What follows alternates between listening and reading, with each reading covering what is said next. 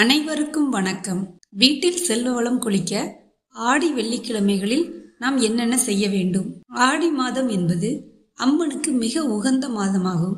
இந்த மாதத்தில் அனைத்து அம்மன் கோவில்களிலும் தீமிதி திருவிழா, தேர் திருவிழா என கோலாகலமாக இருக்கும். குறிப்பாக ஆடி மாதத்தில் உள்ள ஒவ்வொரு வெள்ளிக்கிழமைகளிலும் அம்மன் கோவில்களில் சிறப்பு வழிபாடு நடக்கும். ஆடி வெள்ளி அம்மனின் அருள் பெற மிகவும் ஏற்றதாகும்.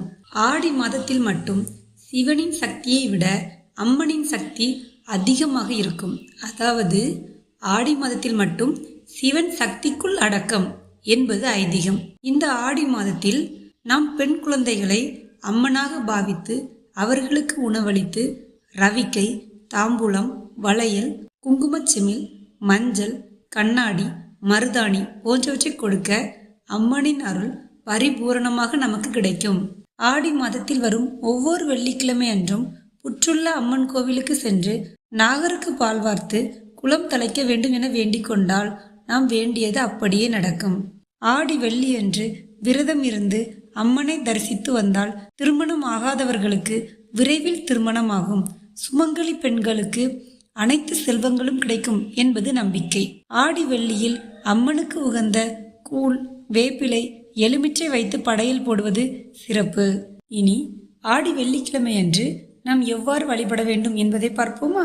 ஆடி வெள்ளிக்கிழமை அதிகாலையிலே எழுந்து நீராடி தூய ஆடை அணிந்து சாணத்தை பிள்ளையாராக பிடித்து செவ்வரளி, செம்பருத்தி மலர் கொண்டு சூரிய உதயத்திற்கு முன் விநாயகரை பூஜிக்க வேண்டும்.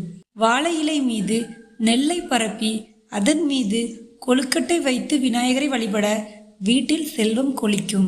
ஆடி வெள்ளிக்கிழமைகளில் குலதெய்வத்திற்கு சர்க்கரை பொங்கல் படைப்பது மிகவும் விசேஷம். சர்க்கரை பொங்கல், வெற்றிலை பாக்கு, எலுமிச்சை ஆகியவற்றை மட்டுமே போதுமானது. ஆடி வெள்ளிக்கிழமைகளில் ராகு காலத்திற்கு முன்பே பூஜைகளை முடிப்பது மிகவும் சிறப்பு. நாம் நமது குலதெய்வத்தை நினைத்து ₹1 மஞ்சள் துணியில் காணிக்கையாக முடித்து வைத்துக் கொள்ள வேண்டும். உங்கள் வேண்டுதல் நிறைவேறியதும் குலதெய்வ கோயிலுக்கு போகும்போது அதை மறக்காமல் கொண்டு சென்று உண்டியலில் சேர்த்துவிட வேண்டும்.